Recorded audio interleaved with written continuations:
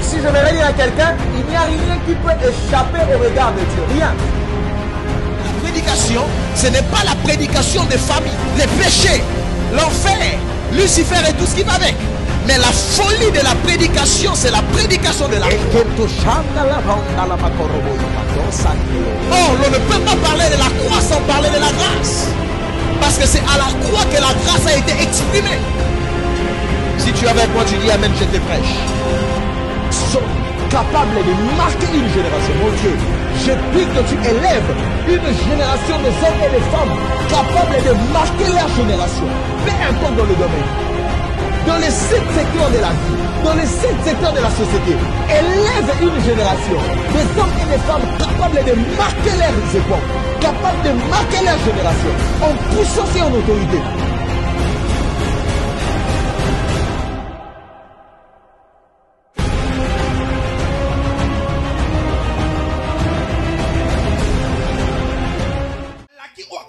Mais le cœur de Pierre n'était pas encore guéri. Parce que Pierre se disait, j'ai laissé la pêche pour suivre cet homme. Et si par hasard c'est un aventurier, je fais comment? C'est comme ça que tu vois quelqu'un qui arrête des choses mais n'arrête pas très bien. Il a un pied à l'église, mais un autre pied, on ne sait, on appelle ces pieds-là, on ne sait jamais. Au cas où. On ne sait jamais au cas où. Quelque chose de bizarre peut arriver à n'importe quel moment. Il faut toujours être prêt. Alors on les sert. Mais quand même au-delà de cela, dans ma tête, la pêche n'a pas encore quitté. Jésus n'est pas parti pour une année. Quelques jours. J'ai dit quelques jours. Attends, Pierre. Pierre n'a pas pu attendre. C'est lui le motivateur. Après quelques jours, c'est lui qui donne l'idée. Ah, Zongeli pêche. Moi, je suis rentré à la pêche. C'est ce qu'il a dit à ses amis. Mais mes amis, le Seigneur vous a dit d'attendre. Vous avez une mission de gagner des âmes, de ne plus pêcher le poisson. J'ai compris. De ne plus, j'ai compris. De ne plus prêcher le poisson. Mais vous avez une mission. C'est de pêcher des âmes. Mais comment est-ce que vous pouvez comprendre que juste après quelques jours, ce que tu avais laissé, tu le récupères? Dis après moi le plan B. Le plan B. Le plan B, c'est tu marches avec Jésus. Mais dans ta tête, tu sais que si ça ne marche pas, pêche les âmes.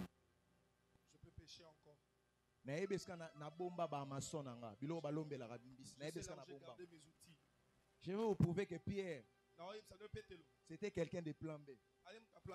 Parce que le jour même où on est venu arrêter Jésus, lui il avait un couteau. Dis après moi, on ne sait jamais. On ne sait jamais. Dis bien, on ne sait jamais. On ne sait jamais. Toi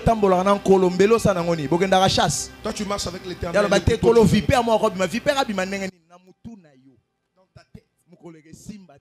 le jour ça ne marchera pas. Les animaux sont là.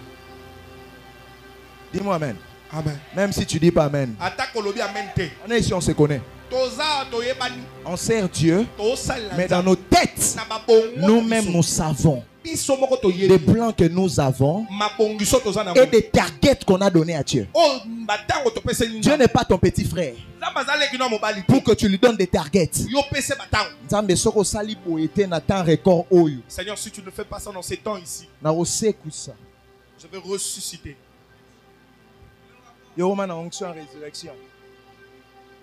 Alléluia. Amen. Alléluia. Amen. Tu es prêt à connaître la corruption. Prêt à connaître le vol.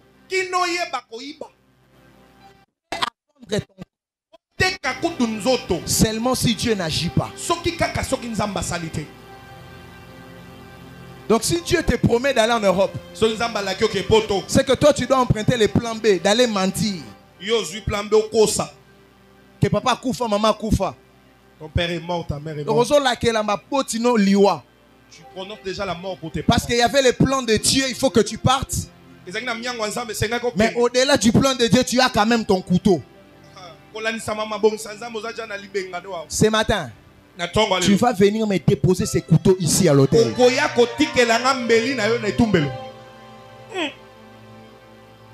Tous les plans B que tu as, tu vas les déposer ici. Quelques jours, il est rentré. Et puis ce que j'aime, c'est que les plans B ne te donnera pas ce que les plans A te donnera. Quand il est allé pêcher ce jour-là, la Bible dit il n'a rien trouvé. Les plans B n'est pas en ta faveur. À chaque fois que tu empruntes des chemins dont Dieu n'est pas là, tu es en train de courir vers ta perte. Tu es en train de faire passer ton temps. Regarde le voisin, dis-lui voisin, ne perds pas ton temps. Reste dans le plan A. Reste dans le plan A. Jésus. Il est allé pêcher. Mais il fallait que les plans A reviennent pour qu'il pêche une pêche miraculeuse. C'est quand Jésus est venu. Il a dit à petits enfants, vous n'avez rien trouvé. Il voulait lui dire, tu ne peux rien faire sans moi. J'aimerais dire à quelqu'un, n'emprunte pas un chemin où Dieu n'est pas là. Mais pasteur Lems, qu'est-ce que tu dis? J'ai dit, n'emprunte pas un chemin où Dieu n'est pas là. Rassure-toi que Dieu est là. Sur un chemin avant de mettre tes pas. Ça peut s'appeler pêche. Tu peux être spécialiste en pêche. Parce que Pierre était spécialiste. Mais ce jour-là, sa spécialisation n'a pas marché. Lorsque tu veux emprunter des plans B, Dieu va te montrer que tu es sage pour tes propres yeux. Pour tes propres yeux seulement.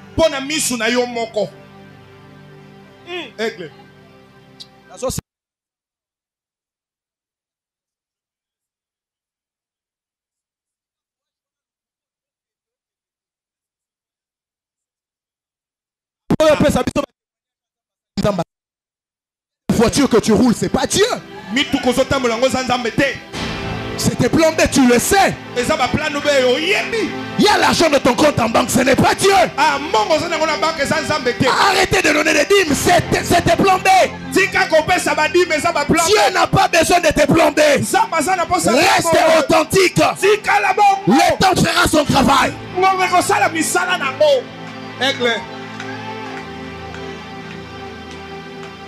Est-ce que je parle à quelqu'un? Pierre, arrête tes plans B. Justice. Il a sorti le couteau pour couper l'oreille. Quand lui dit, oh Pierre, c'est qu'on ne sait jamais. Yo bon on a ba numéro nyonso ba ex ba numéro na ba hôtel na ba boîte ezaka na téléphone point. On ne sait jamais kaka. On ne sait jamais. Paramanzambe pe ko simba te na oki na bungisa quand même numéro te.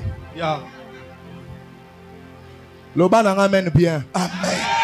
Atobo pe sanga amen na yakina ba men na na poche. Même quand tu veux pas donner amen, jamais les amen. Kobon on est pas si hein.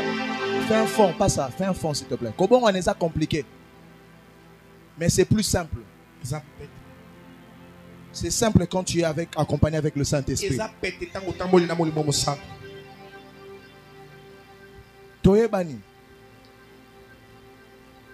Tu veux vraiment que gloire à Dieu. Mais lorsqu'on a ton téléphone, qu'est-ce que tu gardes? Des fois, tu l'utilises plus. Mais on ne sait jamais.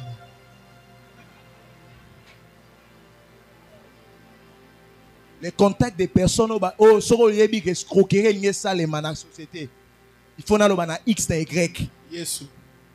Tu sais hein? Oui. La Bible dit ne nous soumets pas à la tentation. Toi-même aussi ne te soumets pas à la tentation. Dieu ne me soumet pas à la tentation. Mais toi-même aussi ne te soumets pas toi-même à la tentation. Il y a des fois ma be vandi nango. Mais ça yo moko mutozo se retrouver na place ma be alara. Maramba bongo ponani. Après diable a tenté te yo moko mutokenda kigona. Au moins il y a pas culte à l'élo. So comme na porta kota na téléphone na yo. Effacer ba numéro il faut effacer. Yes. Et on se connaît ici. Tu veux te marier, mais quand même tu as le numéro des ex. On se demande comment tu vas. Ça fait longtemps.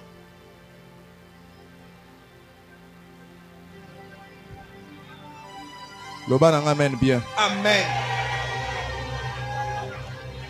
Lorsque tu flirtes avec le diable en privé, il va te déshabiller en public. Le diable n'est pas ton camarade. Ne joue pas avec lui en privé. Il va te déshabiller en public. T'as la voisin. Et puis c'est plan B voisin. Plan B voisin. Et c'est pasteur non atteité. Pasteur non atteité. Avant qu'on introduit au message. Et puis c'est plan B. Plan B voisin. Nana marambalo bébélé. Beaucoup de choses à dire. Ça va faire près d'une décennie que je prêche. Et je connais de quoi je parle. Il y a des personnes qui prient, qui cherchent, qui viennent à l'église, qui sont dans des retraites. Mais leur cœur seul sait. Yes.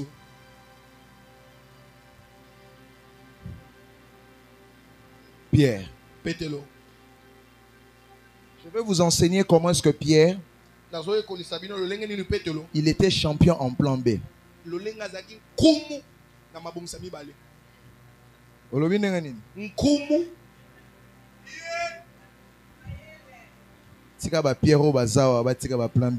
Amen. Matthieu 17. La Bible dit, 6 jours après, Jésus prit avec lui Pierre, Jacques et Jean, son frère, ça va, et le conduisit à l'écart sur une montagne. Il a pris Pierre, Jacques et Jean, 3 personnes. Mais regardez ce qui se passe à la montagne. Il fut transfiguré devant eux. Son visage resplendit comme le soleil, et ses vêtements devinrent blancs comme la lumière. Et voici Moshe, Moïse et Élie leur apparurent, s'entretenant avec lui, avec Jésus. Pierre, c'est toujours lui. C'est pas Jean. Pierre. Il y a pour moi Pierre. Pierre. Je suis venu prêcher de Pierre ici. Toujours lui. Pierre prenant la parole. Il dit à Jésus, Seigneur, il est bon que nous soyons ici. Si tu le veux, je dresserai ici 3 tentes. Donc dans la tête de Pierre, ce n'est pas seulement Jésus. Il y a aussi Élie et Moïse. Je dresserai combien? 3 tentes.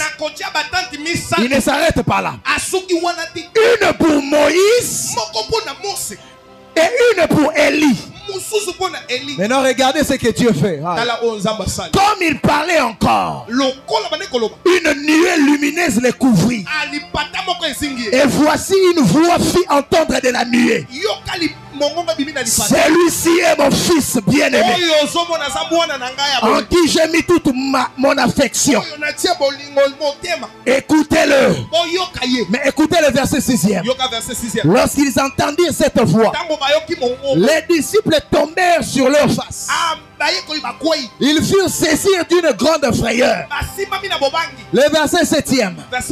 Mais Jésus s'approchant, les touchant, et dit, il n'y a plus Moïse, il n'y a plus Élie. Levez-vous, n'ayez pas peur. Le verset 8e, on peut le lire ensemble. Ils levèrent les yeux et ne virent que Jésus seul. Je n'ai pas entendu. Jésus comment? Seul. Jésus comment? Seul. Jésus comment? Seul. L'heure est arrivée où dans ta vie Jésus doit rester seul. J'ai dit Jésus doit rester seul. À midi Jésus, le soir Jésus, le matin Jésus, dans mon travail Jésus, en France Jésus, à Kinshasa Jésus, je suis malade Jésus, j'ai pas l'argent Jésus, pour mon salut Jésus. Vous prédicateurs de la loi, prédicateurs de la loi, le temps est arrivé où vous devrez comprendre que vous ne pouvez pas voir un pied à Sinaï et un autre pied à Golgotha. Ça ne marche pas. Vous ne pouvez pas voir les yeux sur Moïse et les yeux sur Jésus. La Bible dit, lorsque Jésus est apparu, les autres ont disparu. Je dis à quelqu'un, tes plombés disparaissent. Que tes plombés disparaissent. Que Moïse et Élie disparaissent.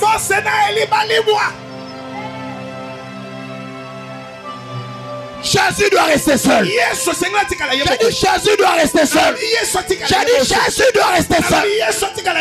Même dans ton lieu de travail, à l'université, ne corromps pas pour ta réussite. Que Jésus reste seul.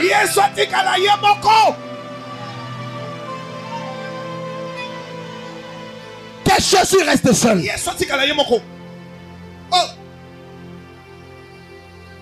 Prédicateur pour ton onction, que Jésus reste seul. Prophète pour tes paroles de connaissance, que Jésus reste seul. Tu n'as pas besoin de mentir. On n'aide pas Dieu. On n'aide pas Dieu. Dieu n'a pas besoin de tes aides. Dieu n'a pas besoin de cela. Je dis que Jésus reste seul. Que Pierre disparaisse, que Élie disparaisse. Pierre a dit, nous allons construire 3 tentes. Pierre, il n'est pas question de 3 tentes ici. Il est question de l'homme du milieu. Jésus, il doit rester seul. Pour ta réussite, pour ton élévation, que Jésus reste seul. Même si ça prendra du temps, c'est pas un problème. Que Jésus reste seul. Même si ça va me demander de vieillir, c'est pas un problème. Que Jésus reste seul. Qu'il reste le centre. Même si on va m'injurier, même si on va me critiquer, même s'il y aura des fausses accusations, c'est pas un problème. Que Jésus reste seul. Qu'il reste seul. Je dis qu'il reste seul.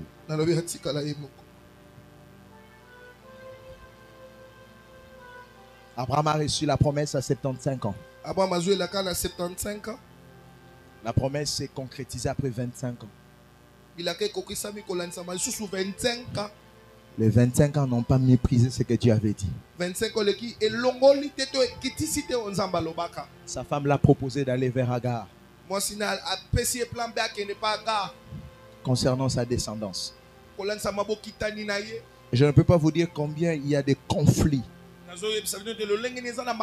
entre la descendance d'Agar et la descendance de Sarah. J'avais dit à quelqu'un au début, le plan B ne peut jamais courir à ton avantage.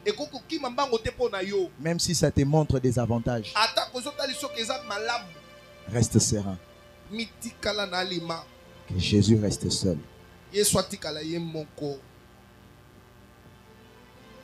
C'est lui qui te dit qu'il te donnera le travail, mais tu dois coucher avec lui. Dis-lui.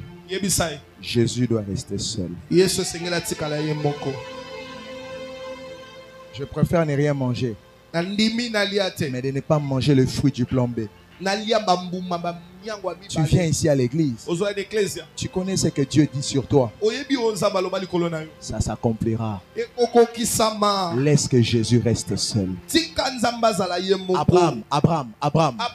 Laisse que Dieu reste le seul. C'est comme ça que vous allez voir. Un peu comme Moïse, Élie et Jésus. Pour Abraham, il y a eu aussi 3 hommes qui sont venus pour donner à Abraham ce qu'il cherchait.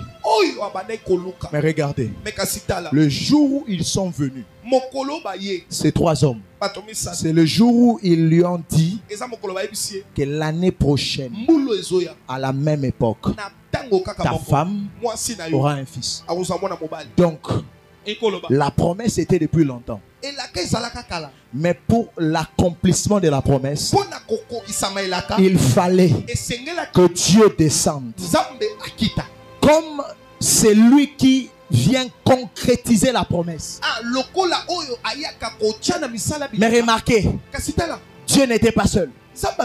Il est avec les 2 anges.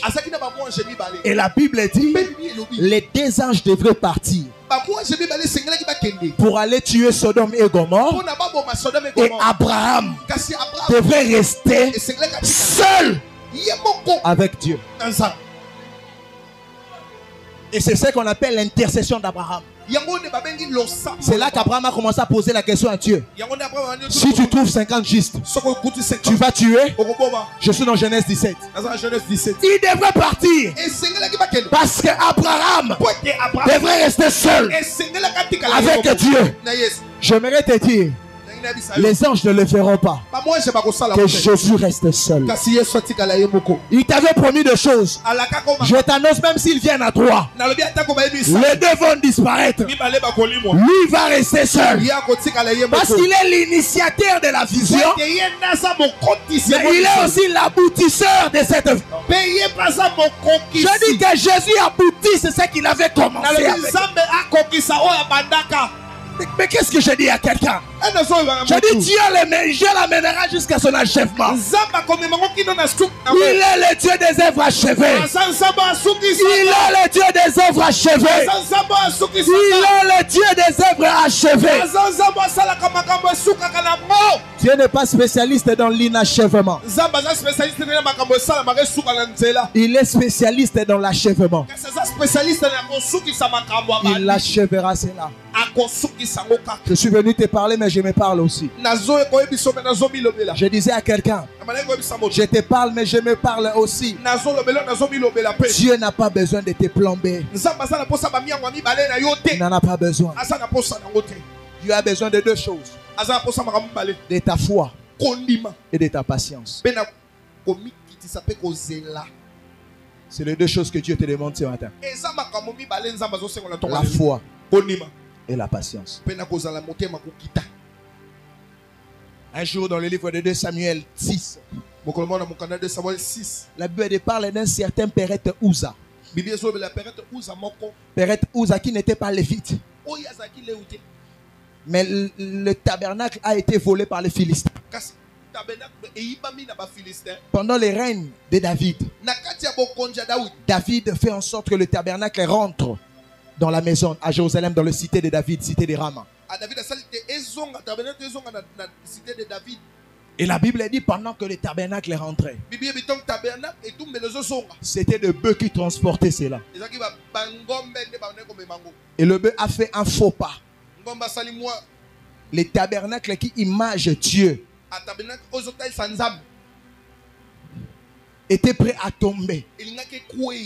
La Bible dit, Peret Uza, il n'était pas mal intentionné, mais il s'est accouru. Il a touché l'arche. Il a simplement aidé Dieu. Que l'arche ne tombe pas. La Bible dit, Dieu a frappé Peret Uza sur le champ. Sur le champ. Peret est mort. À cause de quoi? Vouloir aider Dieu. Dis à ton voisin, Dieu, on ne l'aide pas. Dieu, on ne l'aide pas.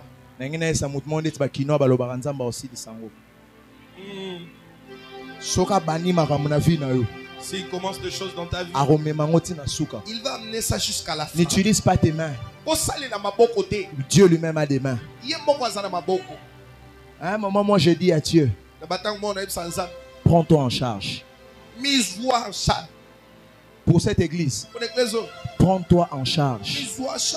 Pour la construction de là où on va, dans 2 semaines, il y a mon fils ici, on a les défis avec nous. Les amis, ça demande près de 45 000 $. Juste la rénovation de la manière dont nous voyons que l'église doit être. Nous ne donnons pas à Dieu des miettes ou des choses en entendant. L'excellence est notre état d'esprit. Nous voulons donner à Dieu un temple digne de son nom. Il y a des personnes qui ont des maisons qui coûtent plus de 500 000 $. Ils ne sont pas plus grands que notre Dieu. Nous avons un Dieu plus grand que tous les hommes. Et si ce n'est que 40 000 $, si nous n'en avons pas, ce n'est pas un problème. Dieu, il se prendra en charge. Je ne peux pas aller corrompre. Je ne peux pas aller mentir de prophéties. Je me connais avec beaucoup d'autorité dans ce pays. Je peux commencer à faire un rallye, marcher dans chaque maison. Je vais avoir de l'argent. Mais est-ce que c'est Dieu qui m'a envoyé ou c'est ma conviction personnelle? Je n'aide pas Dieu. Dieu se prendra en charge. Ce n'est pas ma vision. C'est sa vision à lui. Lorsqu'il donne la vision, il donnera aussi la provision. Il a dit à Moïse de construire les tabernacles dans le désert. Dans le désert, il n'y a pas de travail. Mais les tabernacles doivent se créer avec de l'or. Dans le désert, l'or sortira d'où? Dieu lui-même s'est pris en charge. Les personnes qui accompagnaient Moïse, ils avaient de l'or. Ils ont mis ça ensemble et ils ont construit les tabernacles. J'aimerais dire à quelqu'un, lorsque Dieu te donne une mission, ne l'aide pas. Ne l'aide pas. Il se prendra en charge. Comment est-ce qu'il le fera? Je ne sais pas. C'est ça la réponse que tu dois savoir. La Bible dit, aux profondeurs de la science, de la richesse et de la sagesse de Dieu, que tes voies sont insondables. Les chemins par lesquels Dieu passe, personne ne le saura. Mais il passera. Il peut frayer le chemin dans la mer Rouge.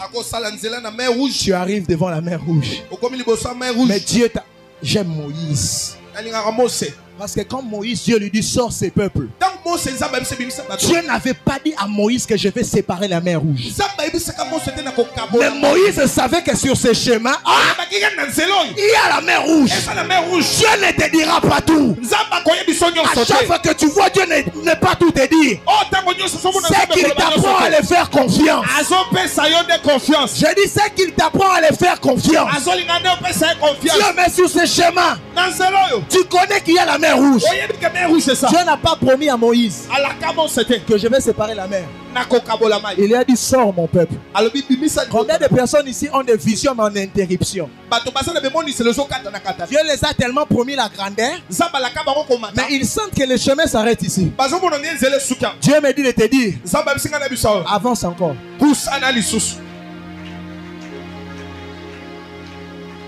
Avance encore un peu. Tu comprendras sa toute puissance. Il dit à Abraham, sors de ta maison. Va vers un pays où je te montrerai. Ça c'est Dieu. Ne va pas en Mésopotamie. Ne va pas à Héber. Toi sors. Commence à partir. Je te montrerai au futur. Combien peuvent le faire ici? Seigneur, j'ai besoin de partir. Mais quand même, il y a l'instinct de survie. Dis-moi, je vais où? Explique-moi. Et quand j'arriverai devant la mer Rouge, je fais comment? Je te dis pas. Arrive d'abord. Et tu verras ce que je ferai. Écoute-moi. À chaque fois que tu remarques le silence de Dieu dans une situation, c'est que ce n'est plus la bouche de Dieu qui rentrera en scène. Ça sera sa main. Je le répète. À chaque fois que tu sens que Dieu ne parle plus. Joseph, faiseur de rêves, réputé qu'il est faiseur de rêves. Le jour où on doit même le tuer, ses frères disent, voici les faiseurs de rêves. Tuons-le. Et nous verrons ce que ces rêves seront.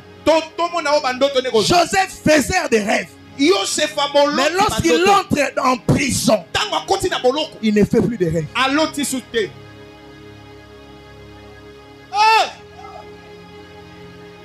Il commence à interpréter des rêves. Mais ce qu'il faisait, il ne le fait plus.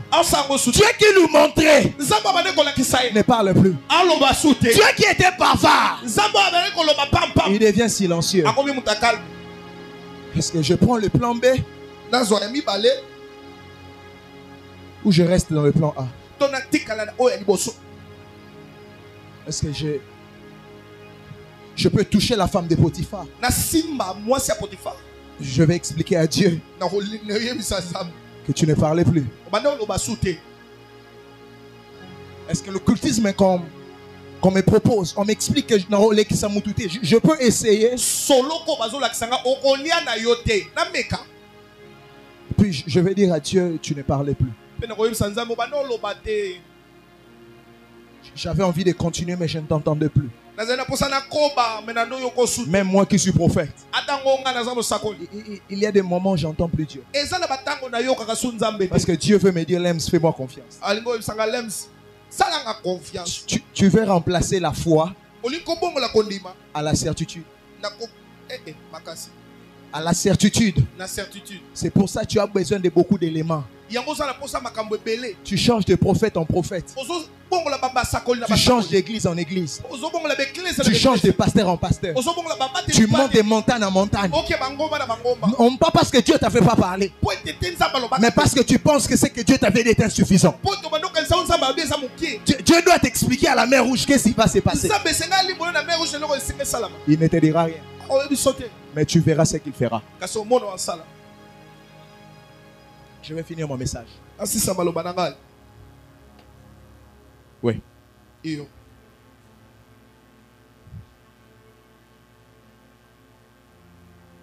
Passer au plan B dans votre vie aura toujours des conséquences néfastes. Parce que vous quittez le chemin de la volonté de Dieu.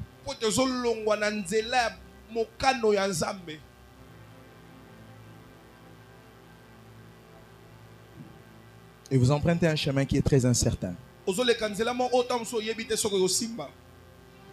qui pourra révéler, qui pourra plutôt avoir des conséquences fort régrettables et parfois irréversibles pour votre vie. Soyez sages, mes bien-aimés. Que Jésus reste seul. Que Jésus reste seul. S'il vous a donné le mariage, il vous donnera des enfants. S'il vous donne des enfants, il vous donnera le travail. S'il vous donne le travail, il vous donnera la promotion. Mais que Jésus reste seul.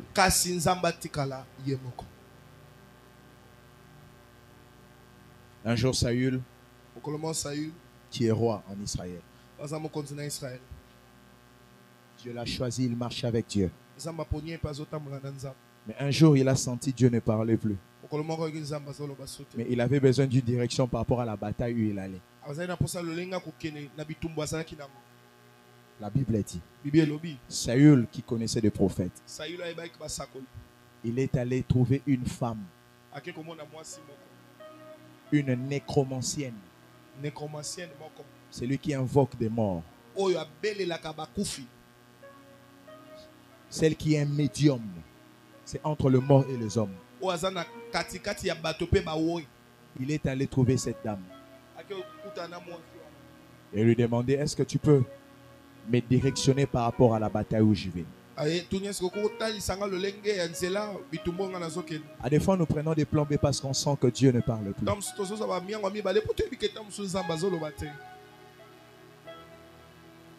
À des fois, c'est juste à cause de ça. Ne prends pas ces chemins. Peut-être c'est une prophétie pour quelqu'un. C'est une prophétie pour quelqu'un. Dieu me dit, ne prends pas ces chemins. Il a besoin de ta foi et de ta patience. Je voudrais que nous puissions clôturer ces instants. Mais d'une manière assez spéciale. Et puis je vais déposer les micros. Que quelqu'un dise simplement à Dieu, je veux que tu restes seul dans ma vie.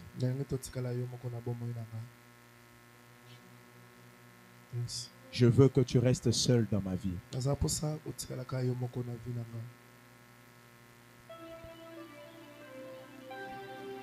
Je veux que tu restes seul dans ma vie.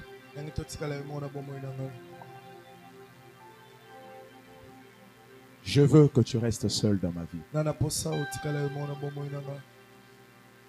Je veux que tu restes seul dans ma vie.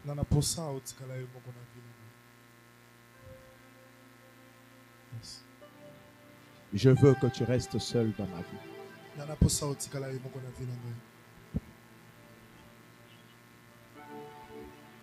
Je le veux.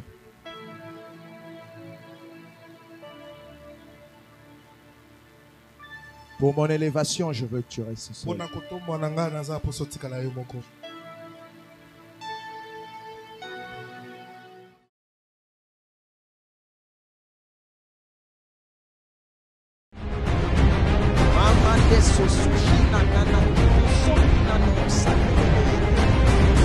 Si je vais dire à quelqu'un, il n'y a rien qui peut échapper au regard de Dieu. Rien.